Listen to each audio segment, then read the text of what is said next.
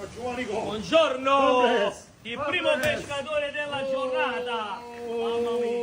Mamma mia, e che pesci? La regina del mare. E teniamo tutto in misura, e tutto colore. Vieni qua, polipi 14,99 per tutto quanto. Vieni qua, gamberetti 8 euro, seppia 14,99 per tutto qua. Voglio, gambero per tutto l'Italia, gamberone della Ferrari per tutto l'Italia.